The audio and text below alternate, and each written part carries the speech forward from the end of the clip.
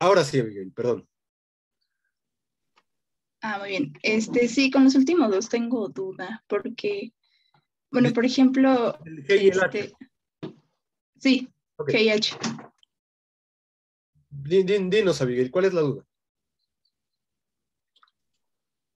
Es que, por ejemplo, ah, yo había pensado que era como el caso de E y F, por ejemplo.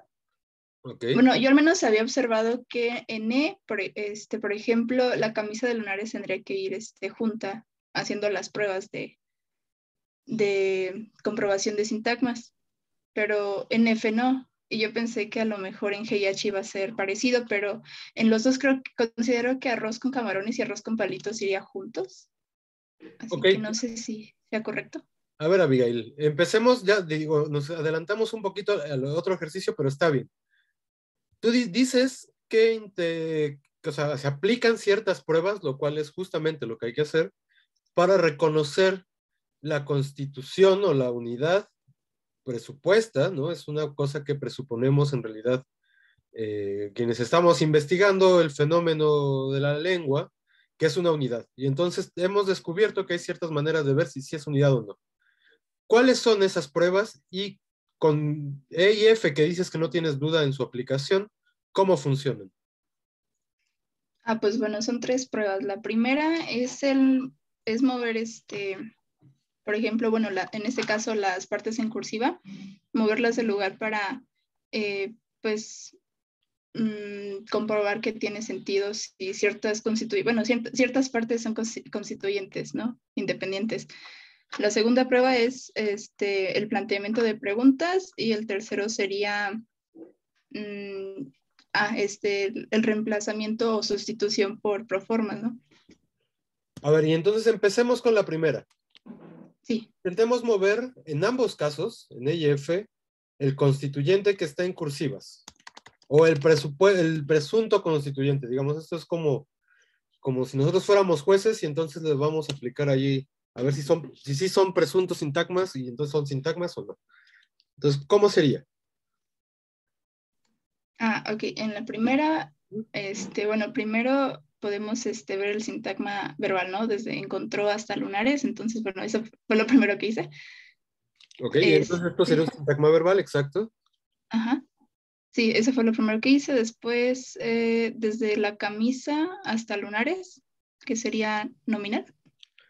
Digamos, nos estamos intentando saber si es un sintagma primero.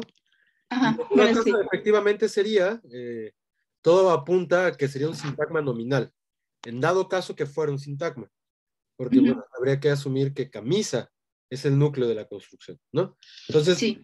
este es el que queremos reconocer y ese que queremos intentar mover. ¿Cómo lo podríamos mover? Ay, perdón, ¿me podría repetir? Es que Sí. se me corta un poco.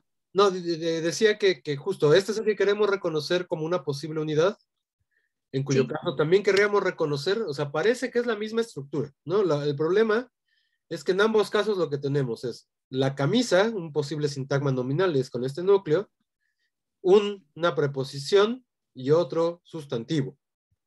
Estructuralmente, en términos de línea, así como lineales, es exactamente la misma construcción. Y entonces, justamente por eso se nos pregunta si sí será o no serán la misma unidad, ¿no? Entonces, Sí. justamente por eso estamos intentando reconocerlo. Perdona, Miguel, ahora sí. El movimiento, ¿cómo sería?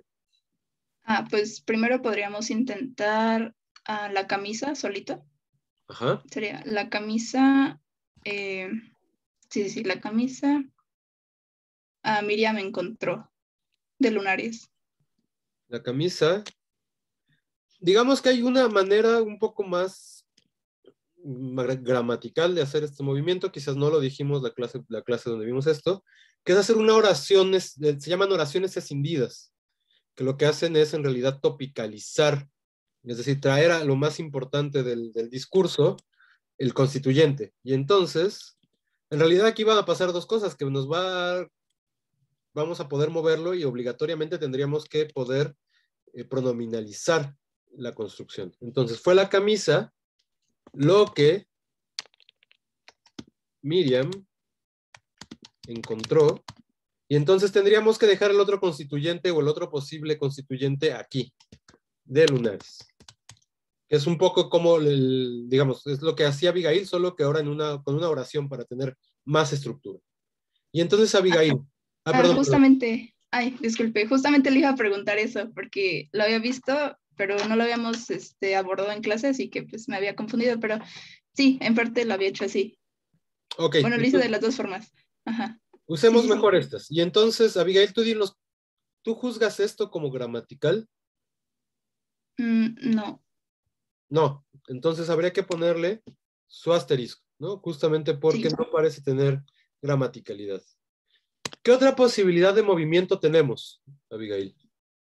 Fue de lunares, Ujú. lo que Miriam encontró. Fue de lunares lo que Miriam encontró. Y habría que intentar dejar aquí la camisa, ¿no? La camisa. Sí. Porque, digamos, no lo estamos moviendo pensando que son dos cosas distintas. Ahora, Abigail, ¿cómo lo juzgas? ¿Es gramatical o es agramatical? Agramatical también. Exacto, ¿no? Esto no es una construcción del español. O no, por lo menos no es una construcción como la que estamos buscando nosotros. ¿Qué otra opción tenemos, Abigail? Pues podemos intentar mover fue la camisa de lunares todo junto. Fue la Lo camisa que Miriam. de lunares. Sí. ¿Ah? Sigue. Sí, eso, fue la camisa de lunares lo que Miriam encontró. Lo que Miriam encontró. Y Abigail, eso no es es agramatical. Esa sí es gramatical. Esta sí es gramatical. Entonces, digamos, por principio, lo que estamos viendo es que al intentar desplazar la camisa de lunares como dos cosas distintas, nos produce dos oraciones agramaticales. Por lo tanto, habría que pensar que son el mismo constituyente, que es lo que se está comprobando cuando movemos completamente fue la camisa de lunares, lo que Miriam encontró.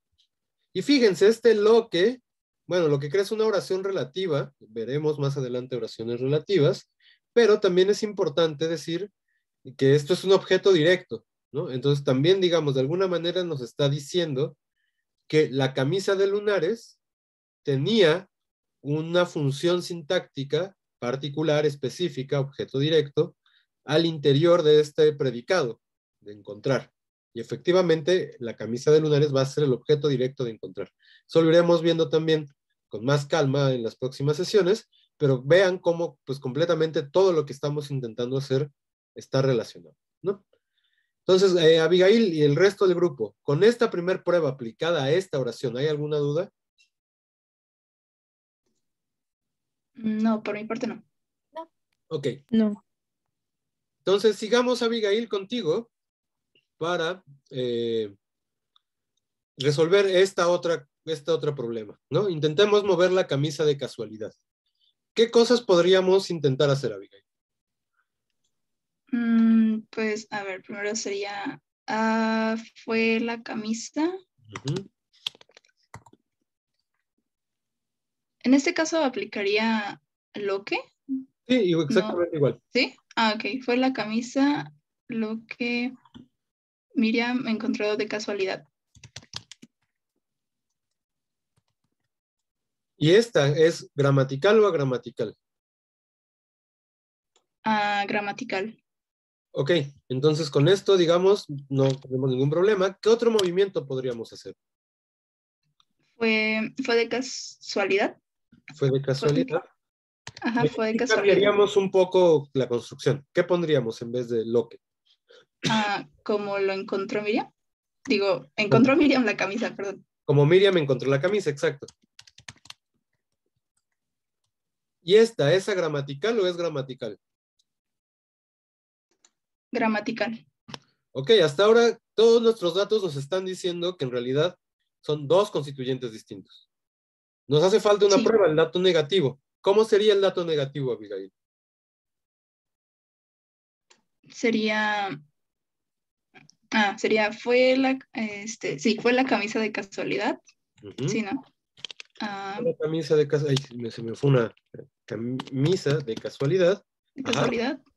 Aquí sería como Miriam o lo que Miriam. No, lo que Miriam, más bien. Pues digamos que pensamos que es lo que, ¿no? Pero en realidad, pues justo Ajá. aquí se ve que ni siquiera sabemos qué es lo que está pasando ahí. Fue la Ajá. camisa de casualidad, bueno, ya escribí mal casualidad, disculpen. Voy a poner lo que, como dices tú, Abigail. Fue la camisa de casualidad lo que Miriam encontró. Y perdón, ¿qué es? ¿Gramatical o agramatical? Agramatical. Ya, ya lo sabíamos desde que empezamos a aplicar la primera prueba en realidad. Y entonces, efectivamente, lo que nos dice esta prueba en particular es que en estos casos nos encontramos ante dos constituyentes, dos sintagmas distintos. La camisa por un lado y de casualidad por otro. Y entonces, fíjense, esto es justo, digamos, lo que nos demuestra que aunque la distribución de la oración en su materialidad, digamos, es lineal, pues porque fónicamente es un continuo, ¿no? Y gráficamente, además, hemos usado ese continuo para escribir también el continuo oral.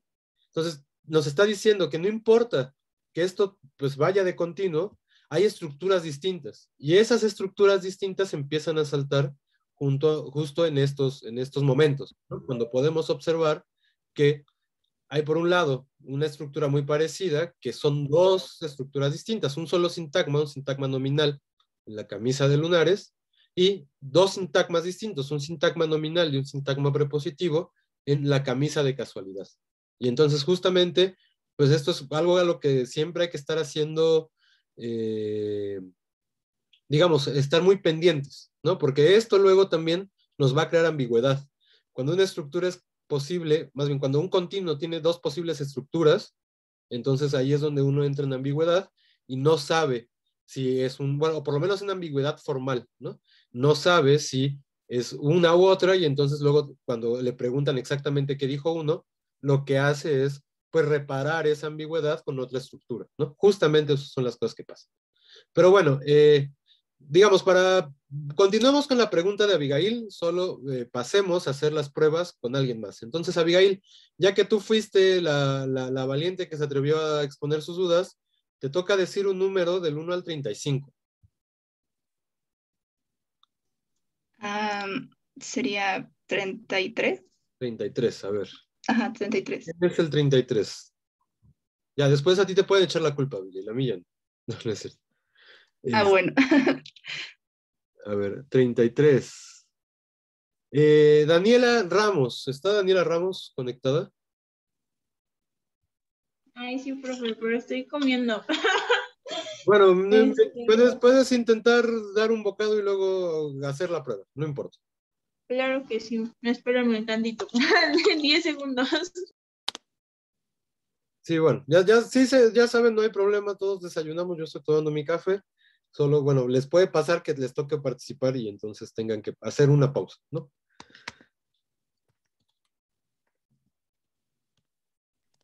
Ay, profe, ¿una duda o nada más un sintagma de una oración?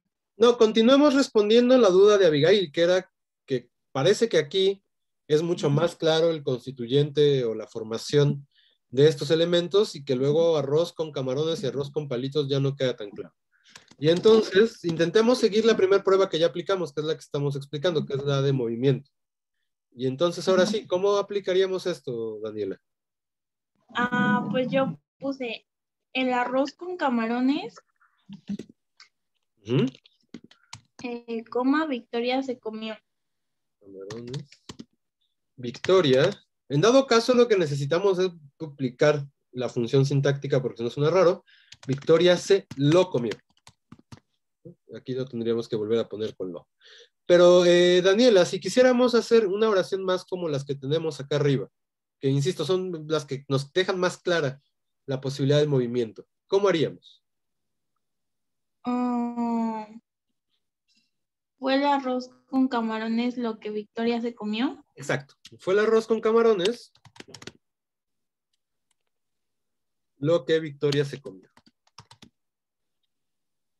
Daniela, ¿esta oración te suena gramatical o agramatical? ¿Te parece que es? Gramatical. Exacto, gramatical. Pero veamos a ver si de casualidad no estamos nosotros metiendo la pata. ¿Cómo sería si quisiéramos desplazar solo una parte de lo que presuponemos es un sintagma completo? Ah,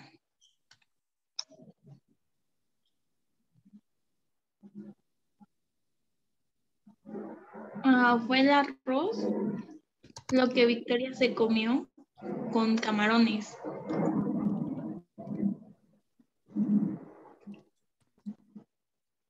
Ok, y entonces, Daniela, ¿esta es una oración gramatical o agramatical? Ah, agramatical, ¿no? Porque, bueno, a mí me parece como que se comió pues el arroz, pero con los camarones. No sé cómo explicarlo, pero ajá. Ajá, como que más bien la lectura que uno tiene aquí es otra, ¿no? Aquí como que los camarones a lo mejor es un equipo de fútbol y entonces Victoria se comió un equipo con un arroz con el equipo de fútbol, los camarones, ¿no? O los Ajá. camarones son un ente humano así como muy animado, con los cuales uno puede convivir y entonces además puede sentarse a tomar una merienda, digamos, ¿no? Este es el caso de la oración original, o sea, se ve, en la primera oración parece que los camarones son un grupo. No, No, y entonces en realidad en este caso no es que sea agramatical en realidad, lo que pasa es que es inadecuada. Y entonces cuando es inadecuado, pues lo marcamos con un signo de interrogación. ¿Qué significa inadecuado? Que la estructura por sí misma no nos detona una lectura de imposibilidad estructural en español. Fíjense cómo más bien lo que pasó fue que, y yo por lo menos, y espero que el resto del grupo haya tenido como la misma intuición, le tuve que encontrar las condiciones de verdad, que es lo que estábamos haciendo, a la oración para entender qué significaba. Es decir, en qué mundo uno puede decir algo como fue el arroz lo que Victoria se comió con los camarones, ¿no? Y entonces nació, o con camarones, ¿no? Y entonces nació como esta otra interpretación de, bueno, es que camarones en este sentido tiene que ser alguien con quien tienes compañía, que no es el caso original. Entonces, digamos, más allá de la gramaticalidad de esta oración, más bien es inadecuada, no está diciendo lo mismo que queríamos o que decíamos cuando decíamos Victoria como el arroz con camarones. Y entonces, justamente a lo mejor, el primer problema apuntado es justamente que al mover no necesariamente nos da una lectura tan agramatical como claramente aquí sí nos la da, ¿no? Entonces, digamos, también la agramaticalidad tiene sus límites y lo que tenemos que procurar al hacer estas pruebas es que el significado de la construcción original no cambie. No sé si me están oyendo o me trabé. ¿en No serio sé qué escucho? escuchas. Sí se escucha. Sí, ok. Es que de repente me salió que estaba lenta mi conexión. Entonces, justamente, digamos, eso es lo que tenemos que procurar, ¿no? Y efectivamente, más bien como que los camarones son a grupo de música, ¿cómo se llama? De chilenas ahí de Guerrero, ¿no? Como los que cantan la del, ay, no, ya no importa, se me fue la referencia, intenté hacer un chiste, perdón, no importa. Entonces, no, esta más que gramatical es inadecuada. Pero Daniela, ¿qué pasaría si quisiéramos mover a los camarones? Pues lo mismo, ¿no? Fueron los camarones lo que Victoria se comió. No, creo que queda mejor. Lo que Victoria se comió con el arroz. Fueron los camarones lo que Victoria se comió con el arroz. Y entonces, digamos, aquí también ya hemos creado una secuencia por lo menos poco adecuada, ¿no? Más que en los lobos, yo pensaba en los es que pusieron en el chat que eran los lobos. No, yo pensaba más en esos del cajete, en el golpe del ojo, no sé qué, pero no importa. No, ustedes sabrán cómo se llaman los carquis, llaman los carquis, parecen como los carquis. Este, Daniela, perdón, no me pude resistir a decir el nombre del grupo. ¿Cómo la consideraríamos? De ahí también la consideraría como no, como la anterior. Se me olvidó el nombre. Sí, sí, Mm, um, fíjense más bien como aquí, al desplazar esto, este es un movimiento raro. fueron los camarones lo que Victoria se comió. Y entonces aquí estamos hablando de que como los camarones forman parte del objeto directo y lo venimos a marcar hasta acá. O sea, tenemos que desplazarnos hasta justamente el sintagma, la parte nuclear del sintagma nominal para obtener una oración que tenga cierta gramaticalidad. Y entonces en realidad aquí nos está diciendo que muy forzadamente desplazamos una parte del constituyente, los camarones con arroz, al exterior, y de todos modos tenemos que seguir marcando que esto iba con el arroz. Y claro, como el arroz no es un ente que tenga animacidad, no como los camarones, por lo menos, pues no detona necesariamente la posición ambigua acá. No es que sea tan agramatical, solo estamos forzando demasiado la sintaxis. Ni siquiera me atrevería, sinceramente, a que le pusiéramos una cosa así, ¿no? O sea, lo que pasa es que nos está diciendo que de todos modos están hasta acá marcados el arroz y el arroz cambió un poco su situación y dejó de ser parte del objeto directo para ser una especie como de compañía. Pero es compañía de quién? De los camarones. Y aquí sí la lectura solo es como algo que se va a comer. Pero otra vez es como un juego sintáctico bastante rebuscado para mantener la gramaticalidad de esta construcción. Por ejemplo, Michelle en el chat propone otra oración, con algo así como fueron con camarones, lo que Victoria se comió el arroz, una cosa así. Y esa sí genera gramaticalidad. Fíjense cómo intentamos solo extraer, sin modificar nada más de la otra parte de la estructura, extraer los camarones. Y entonces, a ver, dejen la copio para que la vean todos. Digo, si no le están viendo. Entonces,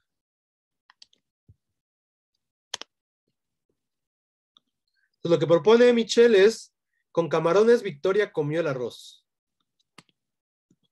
Y entonces queremos hacer una escindida como la que estamos haciendo acá. Fue con camarones. ¿Y aquí qué le pondríamos? Quizás como Victoria comió el arroz. Pero fíjense, otra vez estamos forzando la lectura. En ninguna de las otras construcciones, con camarones parece ser un modo, una manera de hacer la acción. Y aquí tenemos que presuponer que es un modo para que tenga cierta gramaticalidad. Y entonces esta sí es inadecuada. Porque no está respetando la lectura original del asunto. Perdón, Ceci, sí. No, justo iba a decir eso de que, o sea, como que pueden ser gramaticales, pero al final no están respetando como justo el sentido original de la oración, porque, bueno, yo entiendo, por ejemplo, la antepenúltima, no, la penúltima, que, o sea, como que se comió el arroz y los camarones separados, ¿no?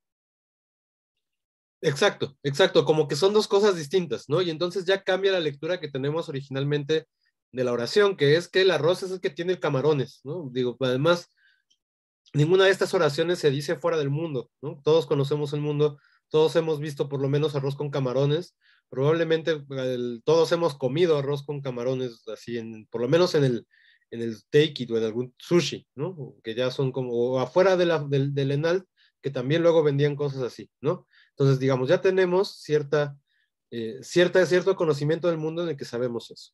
Nada más, pregunta Michelle si el fue siempre va antes. Sí, o sea, parte de la construcción escindida que estamos intentando construir justamente es con el verbo ir, en este caso en pasado, pero el verbo ser, en este caso en pasado, antecediendo absolutamente todo. Si no, no obtenemos el resultado que esperamos. Y pregunta si no podría ser el arroz con camarones fue como Victoria comió. Dado caso, fíjense cuando movemos, fue el arroz, más bien se parece a la primera, fue el arroz con camarones lo que Victoria se comió, lo que Victoria comió. Entonces, justamente, más bien ahí lo que nos está demostrando es que arroz con camarones va de la mano, ¿no? Y entonces, digamos, esa es nuestra primer prueba.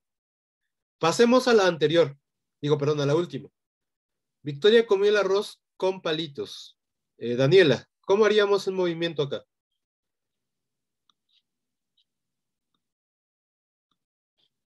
Ahí voy. Fue con palitos como Victoria comió el arroz. Fue con palitos, como Victoria Ay, comió el arroz. Y entonces, pensando, Daniel, en la oración, Victoria comió el arroz con palitos. ¿Esta oración es una manera, otra forma de decir lo mismo de acá? Sí, bueno, Sí, según yo sí. sí, no, y efectivamente lo es. Entonces a esa no le ponemos una interrogación, ni le ponemos su asterisco. Esto es lo que intentamos observar. Daniela, si quisiéramos mover con palitos nomás, ¿cómo sería? Digo, si quisiéramos mover el arroz nada más. Ah, fue el arroz lo que Victoria comió con palitos. Lo que Victoria comió con palitos. Y esto, ¿sigue siendo la misma oración que tenemos acá? Sí, ¿no? Sí, según yo sí. Ah, Sí, sí. efectivamente, es la misma. Entonces, nada más ahora, como decíamos la primera vez anterior, necesitamos el dato claramente negativo de esto. ¿Cómo sería si quisiera mover el arroz con palitos? Mm, ay, el arroz con palitos que Victoria comió. Recuerda el verbo ser en pasado. ¿Fue? Ah, fue el arroz con palitos lo que Victoria comió. Exacto, fue el arroz con palitos lo que Victoria comió. Y ahora entonces, ¿qué parece que es el arroz con palitos en esta lectura? Como un platillo aparte, no los palillos como un instrumento para comer, sino como si fuera parte del platillo. Exacto, como si fuera un arroz que va acompañado con algo que son palitos, que quién sabe qué sea. Y entonces, ¿queremos esa lectura? Eso es lo ¿No? que... No, en realidad estamos, de alguna manera aquí sabemos que los palitos es el instrumento. Y entonces, pues esto, por lo menos es dudoso, si no es que francamente gramatical. Digo, porque sabemos que no hay una cosa que se llame arroz con palitos, por lo menos no aquí. Y entonces, esto también nos demuestra que lo que tenemos acá arriba son dos estructuras distintas. El arroz por un lado y con palitos por otro. Tenemos un sintagma nominal y un sintagma prepositivo. Y si le volvemos a aplicar las otras pruebas que había mencionado Abigail al principio, el resultado va a ser exactamente el mismo. Vamos a ver que no podemos pronominalizar esto en completo, como sí podemos pronominalizar arroz con camarones. Vamos a ver que no podemos preguntar y obtener una respuesta para todo el arroz el arroz con palitos, pero sí el arroz con camarones. De tal suerte que en realidad lo que habría que observar es que la camisa de lunares es una unidad, como es el arroz con camarones, pero no lo es ni la camisa de casualidad, ni el arroz con palitos. Aquí de casualidad es un modo y con palitos es un instrumento. Entonces son dos cosas completamente distintas, ¿no? Eso es lo que nos va a permitir, pues, ir descartando las diferentes estructuras que tenemos presentes. Entonces, Abigail, que había sido la que inició esta pregunta, no sé si ahora queda un poco más claro. Sí, ya me quedó mucho más claro. De hecho, creo que me equivoqué en la G. Me había confundido, pero ya entendí. Sí, sí. Bueno, lo importante es hacerlo y ya si uno se equivoca, después lo vamos corrigiendo entre todos. Entonces, ¿alguna otra duda, Abigail, con estos? No, era la única que tenía. Ok. Daniela, ¿tú tienes alguna otra duda? Más bien, tú no habías tenido dudas, pero aprovecho que tenías la palabra. Ah, según yo, no. Bueno, hubo unas en las que me confundí un poquito, pero siento que todo bien. Ok. Entonces, Daniela, danos un número del 1 al 35 que no sea 33, que era el tuyo. 15. 15. A ver. 15. Entre Danielas estamos el día de hoy. Daniela Carpio. Ya eso parece que hasta es para ver cuántas Danielas tenemos en el grupo. Aquí estoy, profe. Daniela, entonces veamos la primera parte de esta tarea. Había que intentar establecer qué tipo de palabra teníamos. Es decir, qué clase de palabra teníamos con estas cosas que están en cursiva. ¿Cuál es tu respuesta para estas dos? Estuve estudiando durante toda la tarde y llegó muy tarde. Ok. Bueno, ahí el cursiva es durante, ¿no? Durante y la Y tarde. tarde. Bueno, tarde. Durante puse que era una preposición, porque marcaba como un lapso de tiempo en el que ocurre la acción. Pero lo que necesitamos, recuerden, y esto sí es un criterio que vamos a mantener durante todo el semestre, que antes de intentar clasificar nuestras clases de palabras a través de estos criterios nocionales, preferimos criterios formales, ¿no? Criterios de comportamiento de estas estructuras. Entonces, dice Daniela, esto es una preposición. ¿Cómo sabríamos en términos estructurales que tenemos una preposición? ¿Qué cosas requieren las preposiciones? Piensen en cosas como en cosas como a, en cosas como con, que son así preposiciones súper prototípicas del español.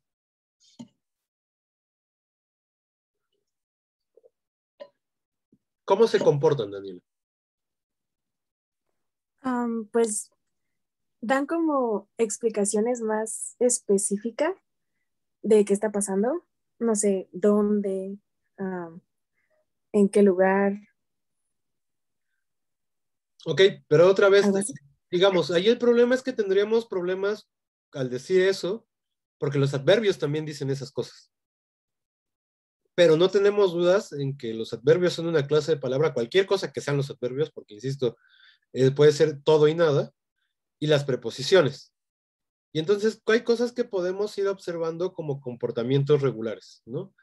Por ejemplo, las preposiciones siempre requieren un término de preposición, que generalmente es un sintagma nominal, ¿no? Más bien, sí, generalmente puede ser también una oración, pero generalmente es un sintagma nominal. Y entonces piensen en la casa, piensen en con camarones, pero uno no puede decir cosas como, ¿a dónde vas? Y entonces responder en, o ¿con qué comiste? Y entonces responder, o algo como, ¿comiste el arroz? Y entonces responder con, ¿no? Digamos, ese tipo de relaciones no nos permiten observar que a diferencia de los adverbios, por ejemplo, las preposiciones van a requerir siempre otro elemento en su interior. Y bueno, esto es lo que luego en algunas teorías lingüísticas ha llevado a decir que un sintagma prepositivo en realidad no tiene núcleo, sino que tiene dos constituyentes distintos, muy parecido a la oración. No nos vamos a meter en esa discusión, pero es importante que veamos que por lo menos en español, cosa que no pasa en inglés necesariamente, necesitamos siempre, y esto es la prueba fundamental para reconocer una preposición, sobre todo de un adverbio, pensando en lo que dice Daniela, que tienen significados muy parecidos. Esta es la prueba que nos permite distinguir, ¿no? Que requerimos una cosa que lo complete. Ahora pensemos, bueno, antes aquí, ¿esto queda claro? Bueno, que Sí. perdón, Daniela, Juliana también ya lo había comentado por el chat, perdón, es que luego no los veo. Pero entonces, en general el grupo, esto queda claro. Es pregunta. Sí, todo bien. Sí, queda claro. Ok. Entonces, Daniela, ¿qué hacemos con durante? Intentemos ver cómo se comporta durante.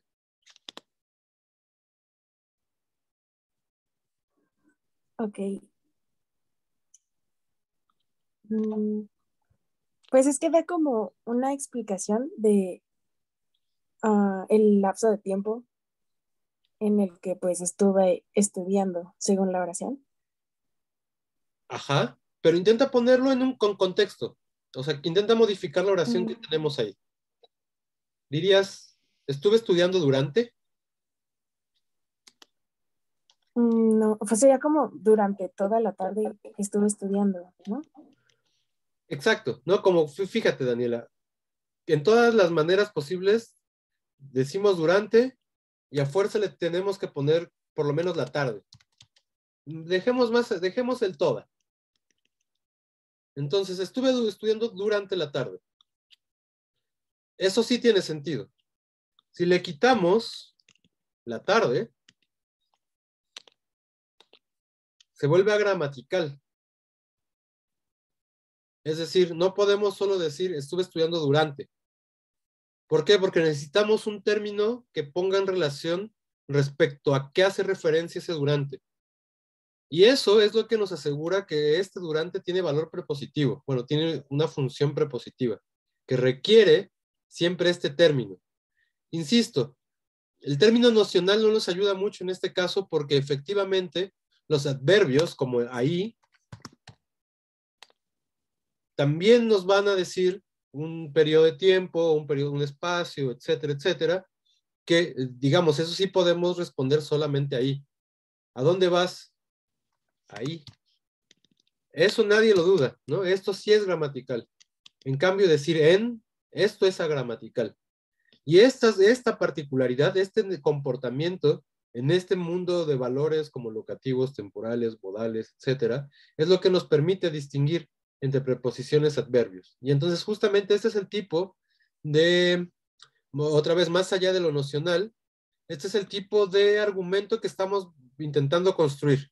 Es decir, pensar ya no en las nociones que nos da una construcción, sino también en la naturaleza de esa propia construcción, en su propia dinámica y en su propia constitución. Y entonces justamente aquí es lo que estamos intentando rescatar. Y entonces, digamos, lo que es verdad es lo que nos decía Daniela desde un principio. Es una preposición durante. Solo nos hacía falta aterrizar la respuesta en una manera mucho más formal, ¿no? En una respuesta que nos dé características del comportamiento de este tipo de sintagma. Y otro problema es que, bueno, siempre nos aprendemos las preposiciones como una cantaleta de ante, bajo, cabe, con, contra, desde, entre, para, por, sí, según. Y ahí ni siquiera está durante, ¿no? Entonces, ese es lo otro. Digamos, el español va creando nuevas preposiciones que no están todavía necesariamente reconocidas como preposición. Y entonces aquí donde más bien son los lingüistas quienes le dicen a la academia, ya te estás tardando, ¿no? Así, esto ya es una preposición y tú ni enterado. Entonces, digamos, también por eso estamos intentando observar estas relaciones. Pero bueno, Daniela y el resto del grupo, ¿hay alguna duda con esto? No, ninguna. Ok. No. Daniela, y entonces, ¿qué es tarde en este caso?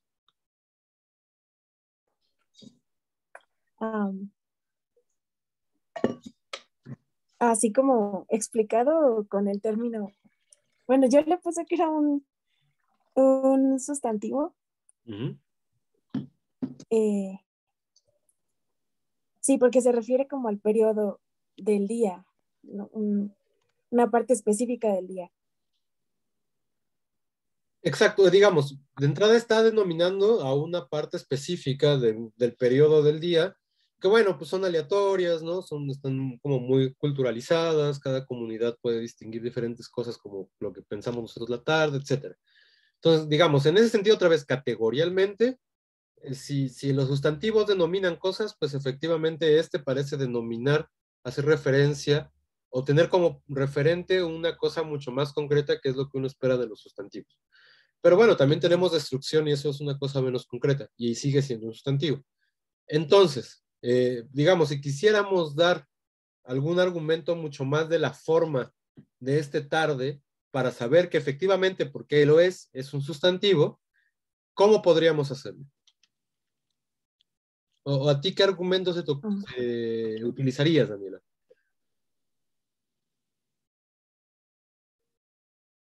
Profe, ¿sería porque tiene artículo? Sí, perdón, pero no vi quién respondió, nada más para saber con quién estamos interactuando. La otra Daniela. Daniela. Sí, Daniela, efectivamente una de las cosas que podemos observar es que en este caso la tarde de entrada va antecedido por un artículo y además no solo por un artículo, sino que hay un adjetivo. Y entonces aquí justo empezaríamos a ver, podría decir durante todas las tardes, y entonces la tarde detonaría la concordancia con el artículo y con el adjetivo por una entrada. Luego hay otro argumento, digamos, es un poquito circular si quieren, pero ya que hemos establecido que esto es una preposición y que los términos de preposición son sintagmas nominales, por lo tanto habría que buscar aquí el valor de sintagma nominal. Y por lo tanto, si estoy asumiendo que aquí hay un sintagma nominal, debe haber un sustantivo que es el núcleo. Y el único elemento que califica para eso es tarde. Entonces, además, digamos, como que vamos construyendo este tipo de argumentación. Ya descubrimos que esto requiere un término, es una preposición. Ahora, si es una preposición, lo más probable es que su término sea un sintagma nominal. Y entonces, si es un sintagma nominal, debe tener un sustantivo. Y ese sustantivo a fuerza es tarde. Y efectivamente, si lo vamos, si le aplicamos algunas modificaciones a tarde, se modifica toda la construcción, ¿no? Y sobre todo tiene aquí flexión. Lo digo aquí, que aquí tiene flexión, porque es importante después ver que llegó muy tarde. Van a ver que no se puede decir llegó muy tardes. Pues porque seguramente no es un sustantivo, ¿no? Pero entonces, como proponía Daniela, digamos, este hecho de tener artículo, de tener adjetivo, de ser parte de un sintagma prepositivo, nos van a ayudar a también establecer las características de esta construcción. Y justamente la característica que tiene es que es un sintagma nominal y por lo tanto este es el núcleo y es un sustantivo. ¿Eso queda claro? Sí. Ok. Daniela Carpio, dinos un número del 1 al 35, que no sea ni 15 ni 33. A ver qué Daniela eliges ahora. A ver, 8. 8. No fue una Daniela. Adric. Sí, acá estoy. Adric, dinos.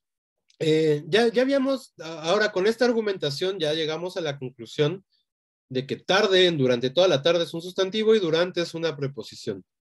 Y luego nos vamos a la oración de abajo, llegó muy tarde, y tenemos de nuevo la palabra tarde, y ahora tenemos otra cosa que es muy. ¿Qué cosas son estos de aquí? Y bueno, yo puse que ambos son adverbios.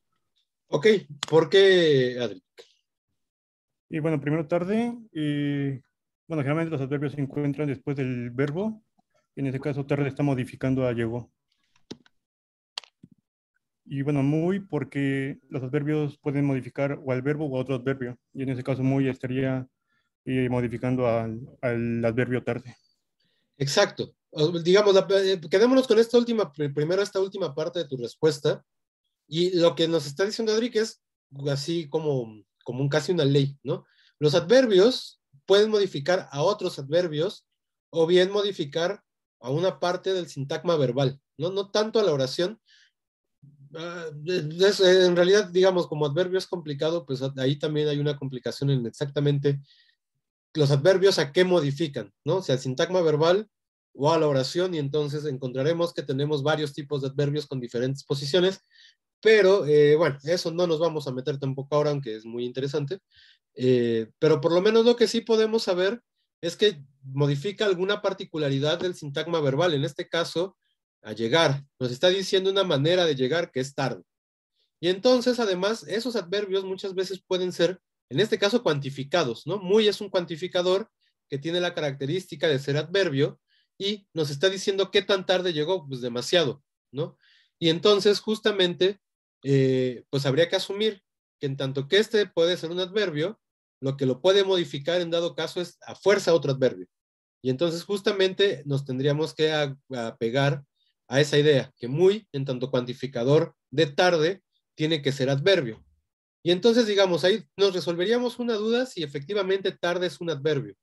Pero y entonces la pregunta es, digamos, la respuesta adecuada, tarde es un adverbio, pero ¿cómo estamos tan seguros de que es un adverbio si aquí dijimos que es un sustantivo?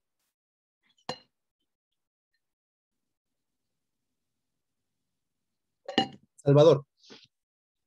Bueno, cuando es sustantivo se puede flexionar y cuando es adverbio no. Porque si decimos llegó muy tarde, suena extremadamente extraño. ¿Cómo sería, Salvador? Nada más para escribirla. Llegó muy tarde. Llegó muy tarde. Ok, Kiara y luego Marisol. Bueno, ¿sí me escuchó? Sí. A ver, permítame, espera.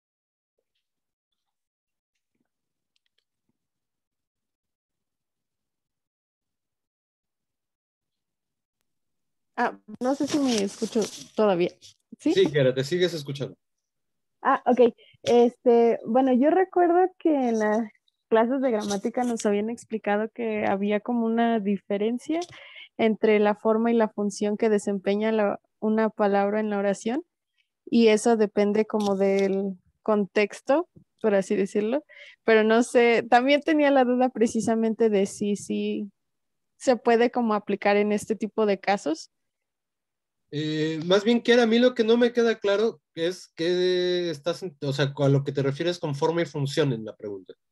Ajá, o sea, bueno, como por ejemplo, tarde, como usted dijo, en la primera oración, como es un sustantivo, pero en la segunda es un adverbio y sigue siendo como la misma palabra. Entonces está como desempeñando una función diferente en cada oración. A eso me refería. Ok, ya me quedó claro y bueno, ahora te respondo. Primero, nada más dejemos que Marisol participe y retomamos la pregunta que haces, Kiara. Yo iba a decir que, como yo lo vi, era que también era un complemento circunstancial y, y en ese caso sería de, ay, déjame ver qué puse. Ah, adverbio de tiempo. Entonces sería como el complemento circunstancial y el muy, o sea, hay como, o sea, podríamos preguntar, aunque no es como que la más fiable, pero ¿cómo llegó? O sea, es complemento circunstancial y pues llegó muy tarde. Entonces, así lo entendí. Ok, no, y lo que propone Marisol como respuesta, digamos, hace falta ahí el argumento que queda tácito, nada más lo voy a verbalizar para que lo comprendamos todos y todas, ¿no?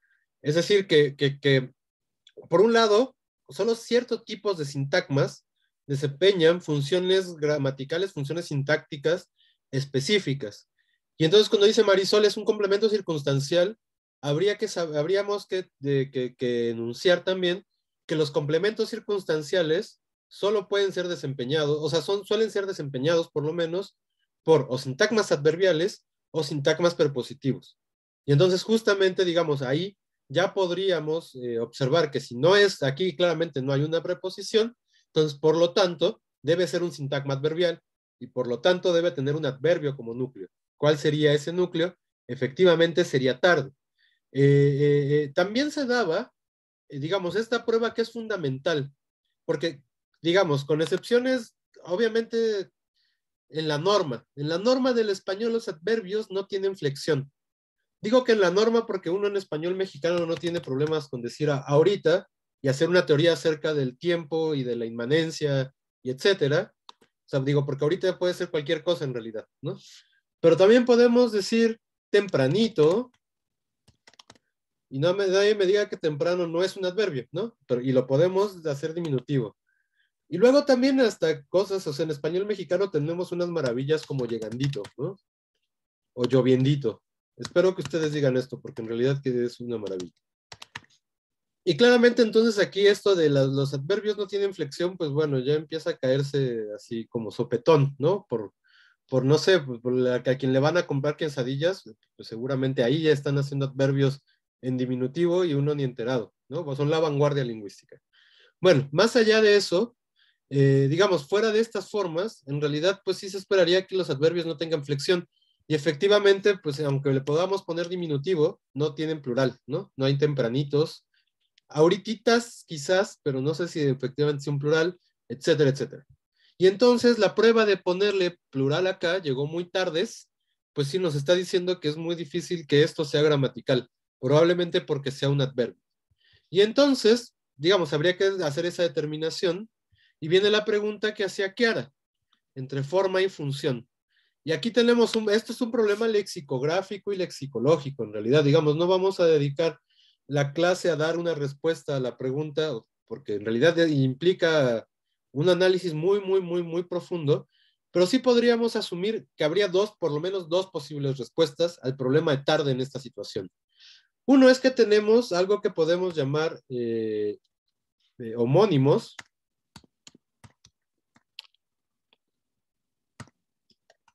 y esto significaría que tenemos dos palabras que son exactamente iguales. Esto se relaciona con otra cosa que se llama heterosemia. Es decir, tenemos dos palabras iguales, son dos homónimos, que en términos de significado pertenecen incluso a dos clases de palabras distintas y tienen significados muy particulares, aunque relacionados, y entonces y digamos, además formalmente se parecen un montón. ¿Por qué? Porque tarde sustantivo, tarde adverbio, pues tienen exactamente la misma forma lingüística. Y entonces, pues habría que presuponer, ¿no? Que lo que pasa es que hubo un tarde primero, independientemente de cuál sea, si el sustantivo o el adverbio, que obtuvo ciertos significados nuevos y empezó a cobrar nuevas estructuras. De tal manera que ahora hay un tarde adverbio que tiene una distribución, un comportamiento particular que no se parece al tarde sustantivo.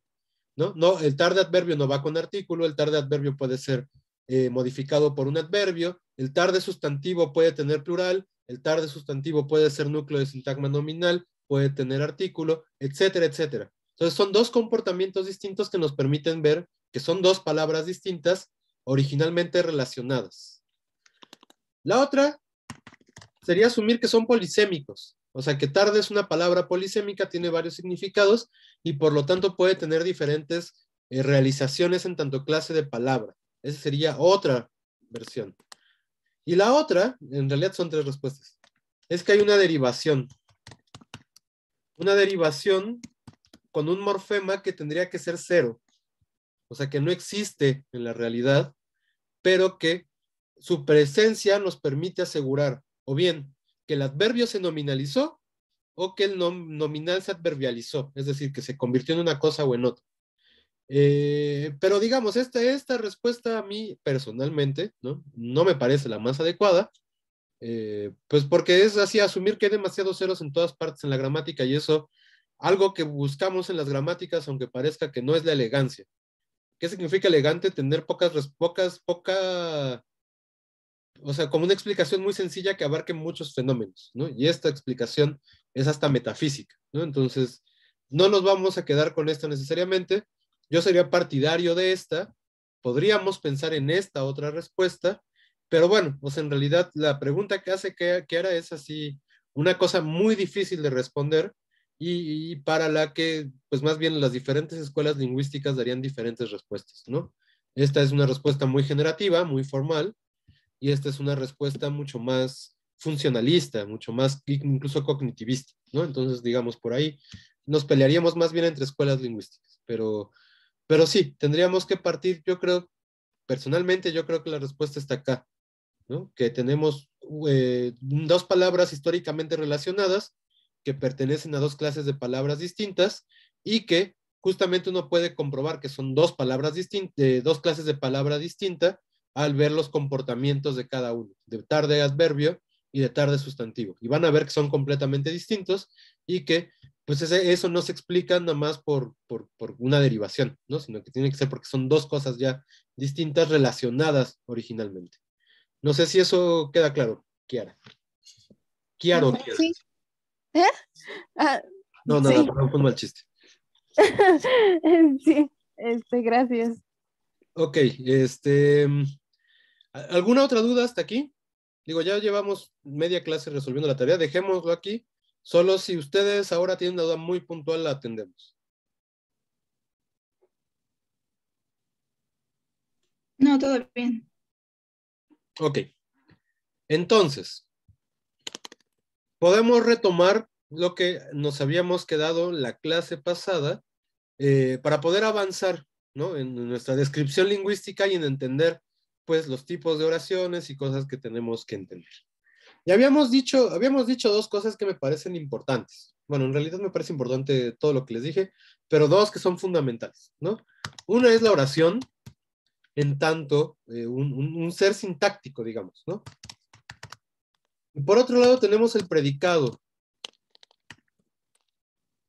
que más bien es una cosa semántica en términos de lo que decíamos, que hay un verbo que establece relaciones nuevas entre elementos que sin el verbo no se pueden establecer, ¿no? Entonces, en este sentido es semántico y lo que pasa, lo que tenemos muy claramente, es que este predicado en términos semánticos requiere una expresión sintáctica y esa expresión sintáctica va a ser a través de la oración. Y entonces, entre estos vamos a encontrar una relación muy clara, ¿no? Digamos, muy difícil incluso de relacionar, dado que, pues, una y otra, pues, van de la mano, ¿no? Uno dice una oración y está diciendo un predicado, uno piensa un predicado y tiene que decir una oración, ¿no? Tenemos ese tipo de relación entre estas dos formas. Y entonces les pregunto, si hasta aquí lo que vimos la clase pasada entre oración y predicado es claro.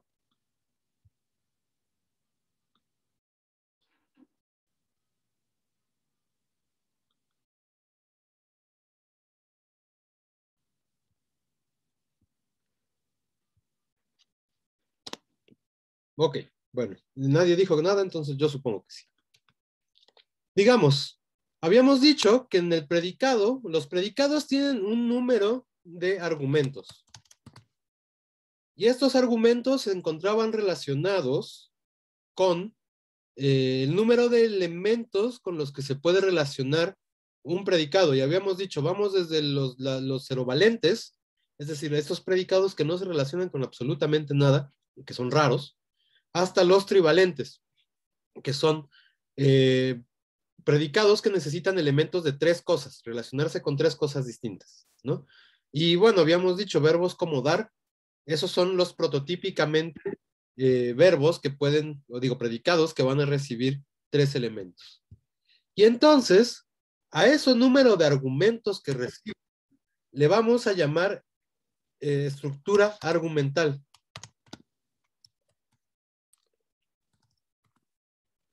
Y entonces, la estructura argumental de un predicado nos va a decir, por un lado, cuántos elementos requiere,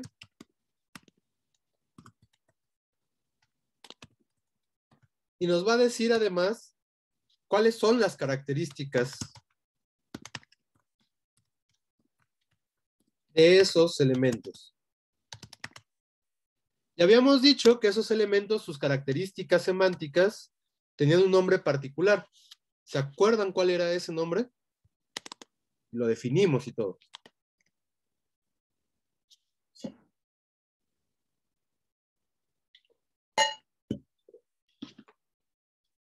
¿Era lo de papel temático? Era exactamente eso que dices, Ceci. Era lo de papel temático.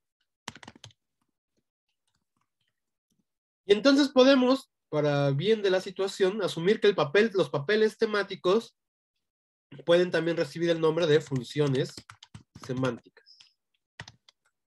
Y entonces ahora sí, ¿qué papeles temáticos prototípicamente podemos encontrar?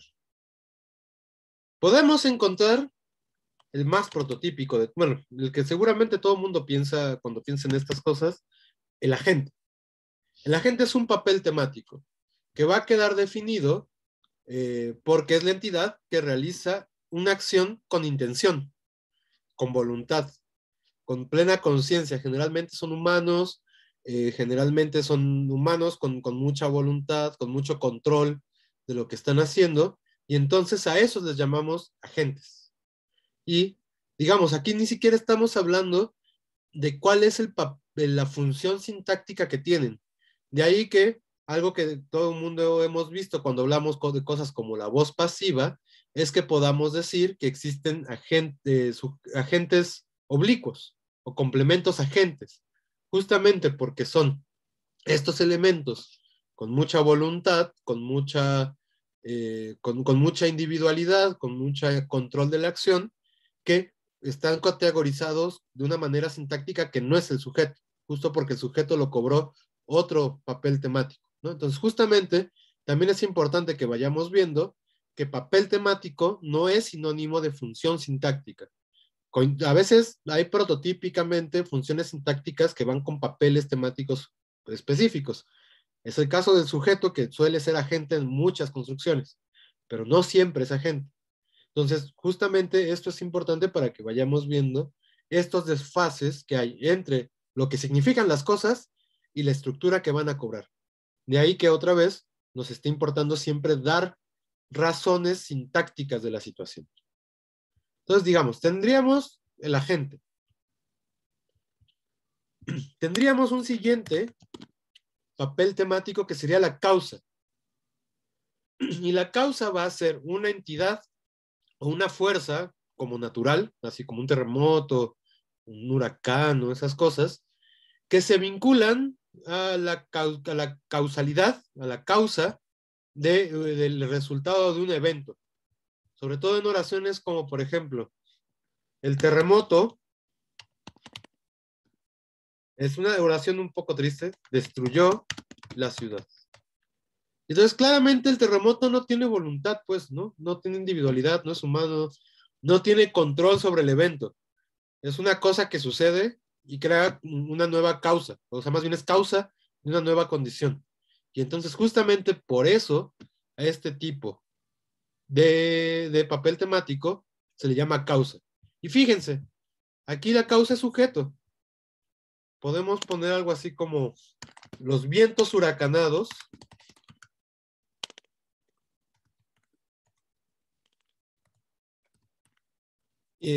no sé, tiraron el anuncio espectacular.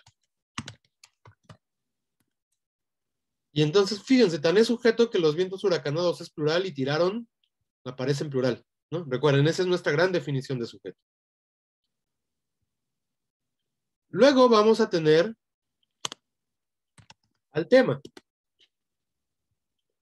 El tema es la entidad que se encuentra involucrada en un estado o proceso y no sufre un cambio. Eso es importante, que no sufra cambios. Entonces, por ejemplo, los temas los encontramos con mucha claridad con verbos de transferencia, porque lo que se transfiere no cambia más que de dominio. Y entonces uno puede decir, Juan le dio una rosa a Pedro. Y una rosa, lo único que le pasó fue que estaba en el dominio de Juan y por un acto físico, donde Juan tiene control, le dio a Pedro este elemento. Y entonces a la rosa, digo, a no ser que Juan además haya sido como descuidado, así se le haya caído los pétalos, etcétera, en realidad a la rosa pues no le va a pasar nada, ¿no? Y entonces justamente eso es a lo que llamamos tema. Por supuesto, también, por ejemplo, si digo, Juan le dijo una grosería a Pedro, pues la grosería también es tema. No le pasa nada a la grosería. Simplemente cambia. De dominio pasa del dominio del enunciador al dominio del destinatario, ¿no? Y entonces ese es el único cambio que va a sufrir. Esto justamente se contrapone con el paciente.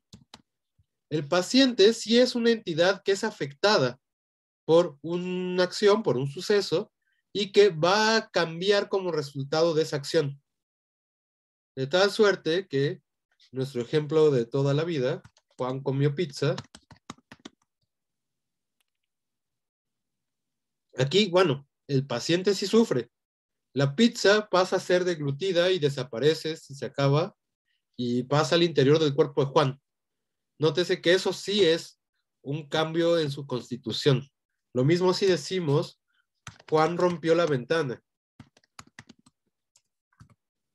¿No? La ventana era una cosa completa hasta que llega Juan, y como sea que la haya roto, la rompe, y entonces aquí tenemos un paciente. Justamente porque es completamente alterado por la acción de Juan. Cambia su condición en el mundo. Y esto, digamos, lo sabemos porque conocemos el mundo. La lengua no nos está diciendo necesariamente nada al respecto, pero sí es sensible a ese conocimiento del mundo y lo va a codificar sintácticamente. Y entonces podemos ir encontrando, y bueno, y semánticamente, y podemos ir encontrando este tipo de comportamientos. Entonces, digamos, tenemos agente, causa, tema, paciente. Vamos a tener también al experimentante. El experimentante es una entidad generalmente animada, o más bien siempre animada, que sufre o experimenta un estado mental. Y entonces estos son esos verbos ahora que viene el 14 de febrero. Juan se enamoró de María, o del gato, o de Pedro, o de quien quieran que se enamore.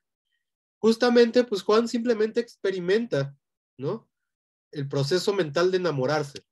Él no hace nada, no tiene control sobre la acción, ¿no? Como que uno no va y se enamora tampoco con mucha voluntad, simplemente, pues, no sé, lo atraviesa la emoción, o lo flecha Cupido, como quieran codificarlo ustedes, y entonces, chin, ya, bueno, pasó el enamoramiento, ¿no? Pasa lo mismo con enojarse. Juan se enojó con María, es lo mismo. Juan simplemente recibe el estímulo, que ahorita vamos a hablar de eso, y experimenta este cambio en su condición, en su condición mental. Pero también fíjense que en cosas como me gustan los chocolates.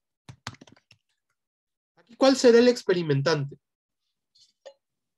Ahí digo, me gustan.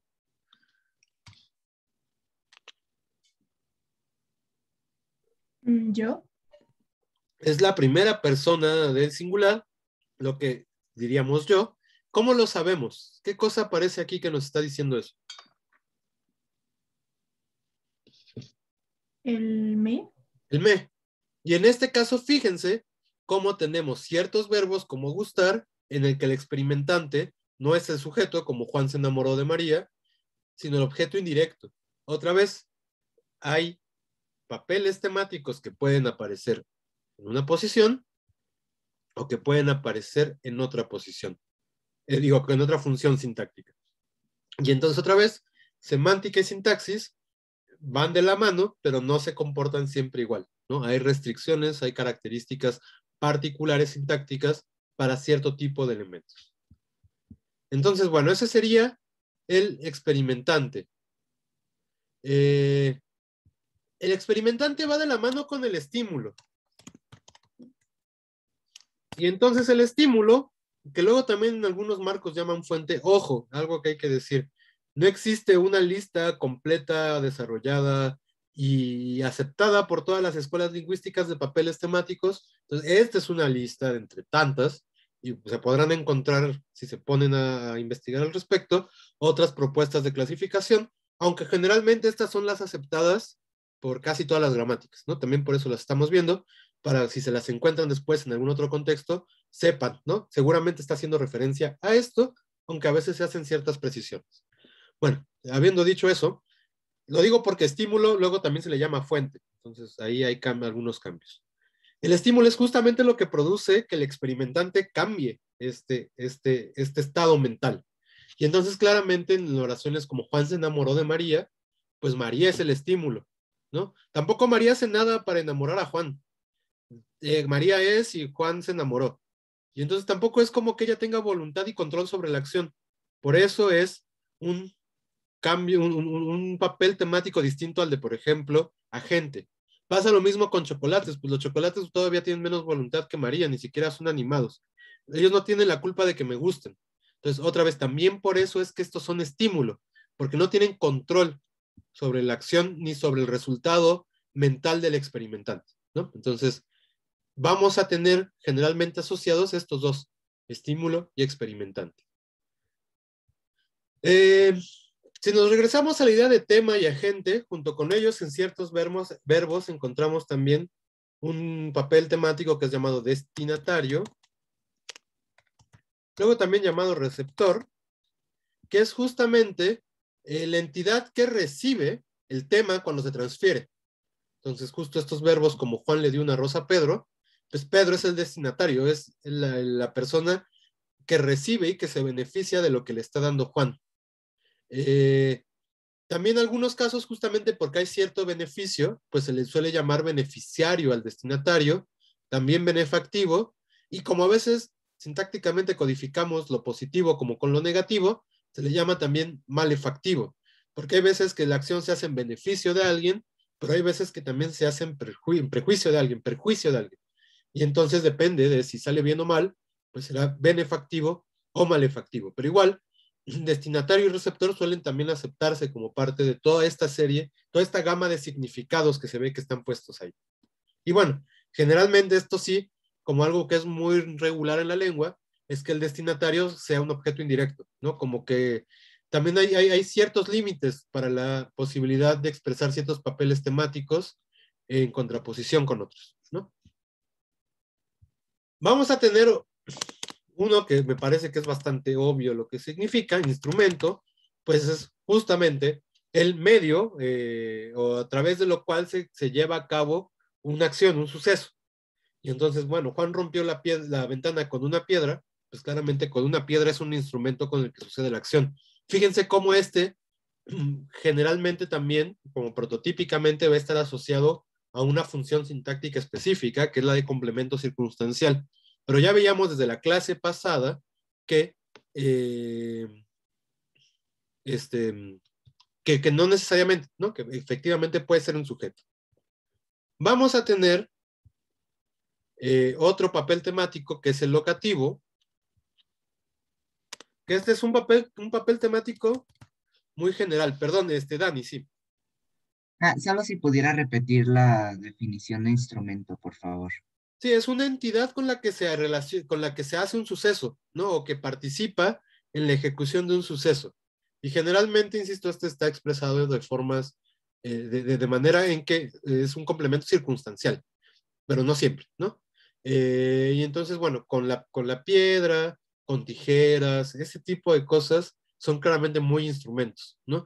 Además, generalmente son cosas inanimadas, ¿no? Como que estos rasgos semánticos sí los vamos a encontrar con mucha claridad a lo largo de estos papeles temáticos, porque claro, aquí sí estamos hablando de significados, ¿no? Eso es también lo importante, lo que nos debe quedar muy claro, que estamos hablando de significados, no de estructuras. Y lo que va a pasar, que es lo que vamos a ver ahorita, es que la estructura tiene que mapear estos papeles temáticos y darles información gramatical. Eso es lo que realmente constituye la formación de la oración. Bueno, teníamos el locativo, que ya no lo dije. El locativo es la ubicación en la que tiene lugar un suceso, un acontecimiento, y entonces, bueno, aquí vamos a encontrar cosas como en la tienda, en mi casa, en la universidad, etcétera, etcétera, etcétera. Generalmente esto sí con la preposición en, y también generalmente como complementos circunstanciales.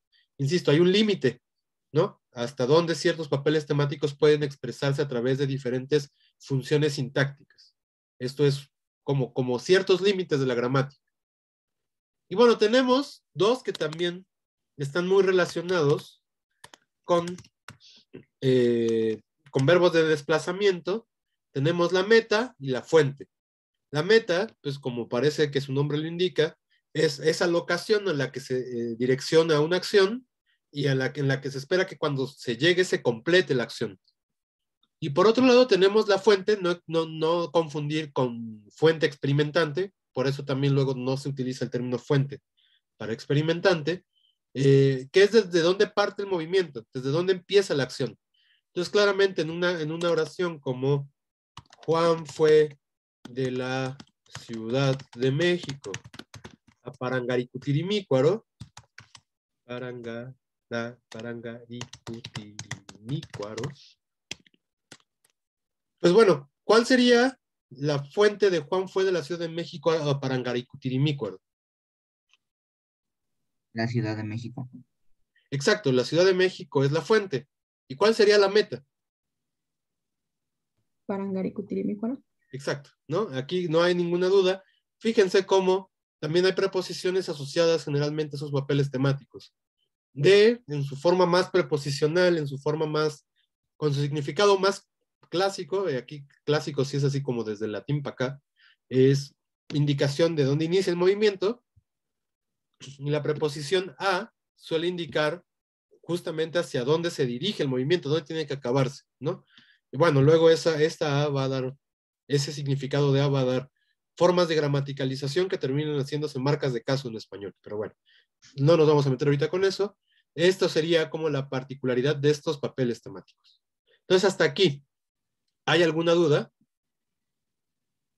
Sí, Alberto. Y luego Ceci. Yo tengo una duda con los dos primeros. La diferencia entre agente y causa es que el agente es consciente, por así decirlo, y la causa es como ahí vimos un fenómeno natural o algo así. Exacto. El agente, más que ser consciente, o sea, no solo es consciente, pero bueno, su conciencia es importante, pero además tiene conciencia y por lo tanto tiene control. Lo que nos importa cuando hablamos de agentes es esta capacidad que tienen de controlar la acción que están desarrollando. Es como cuando digo Juan nada.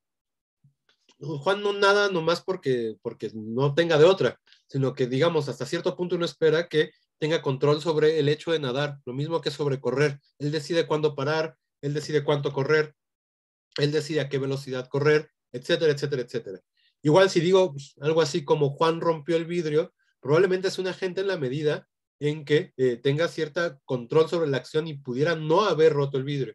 Y entonces justamente estas son las cosas que nos permiten observar la diferencia. Y además, bueno, lo que planteabas al decir que eran pues, las causas, sobre todo, cosas como fenómenos naturales, pues sí, una condición de la gente no solo casi es ser más humano, digo, más animado, sino que incluso casi prototípicamente son humanos.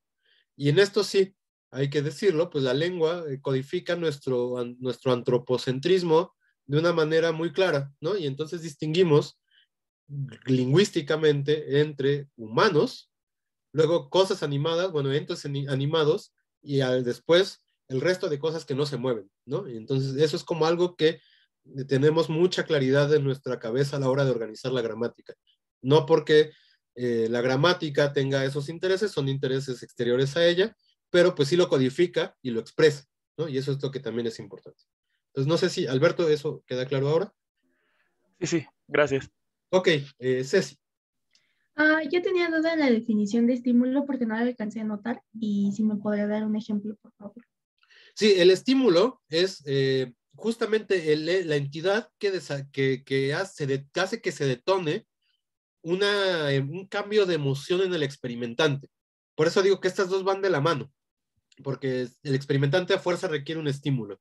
Y entonces justamente pensando en oraciones como Juan se enamoró de María, pues justamente pues el estímulo es María, ¿no? Ella, insisto, no tiene voluntad en la acción tampoco, existe, como los chocolates, me gustan los chocolates existen y como consecuencia de la existencia de los chocolates, a Juan le gustan o Juan se enamora de María, ¿no? Y entonces ese sería el estímulo. Es como, el estímulo va bien con estos memes de no sé, como, sí, justo, los chocolates existen inmediatamente yo y así como atascándome chocolates. Digamos, esa sería como una buena imagen para pensar en los estímulos, ¿no? No hacen más que ser y por el hecho de ser tienen una consecuencia en mi propia como características mentales, emocionales, etcétera. Lo mismo como decir a Juan le aterran los perros. Así los perros, pues qué culpa tienen, ¿no? Juan les tiene miedo ni modo. Entonces, ese va a ser como los prototipos de estímulos que vamos a tener. E insisto, van siempre de la mano con experimentantes, ¿no? Eso sí es algo que hay que tener muy claro. Gracias. ¿Alguna otra duda?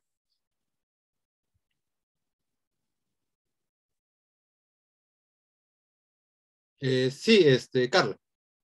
Acerca del tema, ¿me lo puede explicar? Es que no sé si el tema sea la rosa o le dio O no sé.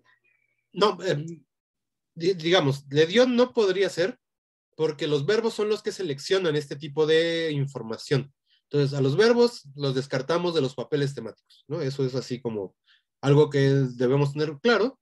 Y entonces, más bien, en tema, en Juan le dio una rosa a Pedro, el tema es la rosa, justamente porque vamos a definir tema como una entidad que es involucrada en un proceso o en un estado de cosas y que no sufre cambios al acontecer el estado de cosas o la acción a la que se hace referencia. Y entonces ponía este ejemplo de dar justamente porque, bueno, ahora tengo aquí mi celular.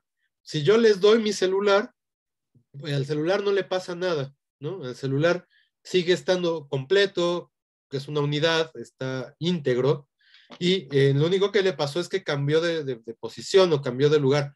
Igual si yo digo algo así como puse un plato en la mesa, el plato simplemente cambió de lugar. No digo dónde estaba, pero hay una presuposición de que estaba en otro lugar, y entonces al ponerlo en la mesa, pues lo cambié de lugar. Pero el plato no le pasó nada, sigue estando completo, no se desintegra, no se ensucia, etcétera, etcétera. Y entonces justamente esos serían temas. Generalmente los temas están asociados justo con cambios de posición, con entrega de cosas, por ejemplo, regalar también implica un tema, no sé, ofrecer algo también implica un tema, justamente porque son cosas que no se esperan que cambien, que se opone mucho a justo a la idea de paciente. Por ejemplo, va una oración fea, pero es la intención nomás de que sirva como ejemplo. Por ejemplo, en la oración, Juan pateó al perro, pues justamente el perro parece que ahí no sufre tanto, digo, no se desintegra, no le pasa nada al perro, esperemos, pero efectivamente algo le sucedió a la hora de tener una patada, por lo menos alterará. Y entonces justamente eso sería un paciente. Algo en el ente se modifica tras la acción, mientras que en el tema, este ente no se modifica, simplemente sufre sobre todo un cambio de posición o un cambio de lugar. Entonces, eso sería lo que tendríamos que tener como con claridad para poder distinguir temas de pacientes, porque sí están muy relacionados y además sintácticamente ambos suelen expresarse como objetos directos. Entonces, también ahí, digamos, hay cierta unidad y hay cierta consistencia sintáctica en el tratamiento de estos papeles temáticos. Pero no sé si ahora queda un poco más claro que es un tema. Ah, ya más claro, gracias. Ok, ¿alguna otra duda hasta acá? Ok, bueno, y entonces decíamos, tenemos una relación importante y casi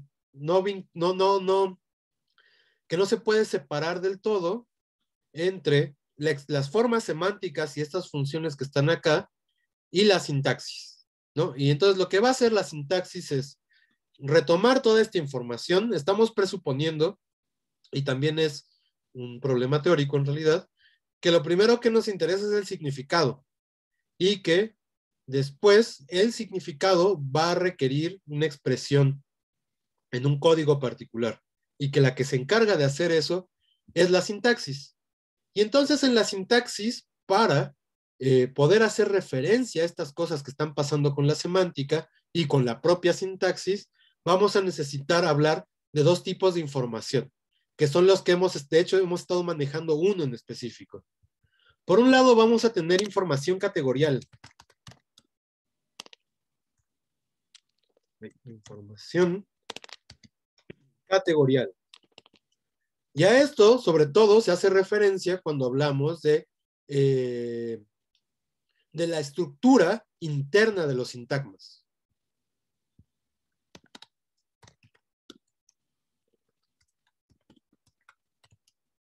Y necesitamos esta información justamente porque es parte de las particularidades de comportamiento de una lengua y de las maneras que tienen a la hora de construir oraciones. Y entonces a este tipo de información hemos estado haciendo referencia cuando decimos como, claro, esto debe ser un sintagma prepositivo porque tiene tal estructura, porque tiene como término un sintagma nominal, porque aparece en tales posiciones, porque detona ciertos procesos de concordancia, etcétera, etcétera, etcétera, etcétera. Y nos está hablando siempre, siempre, siempre, digamos, de la constitución interna de los sintagmas.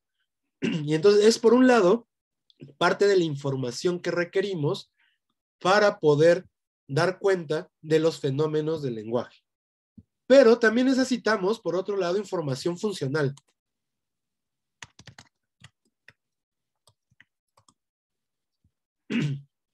Y la información funcional, sobre todo, va a ser la función sintáctica.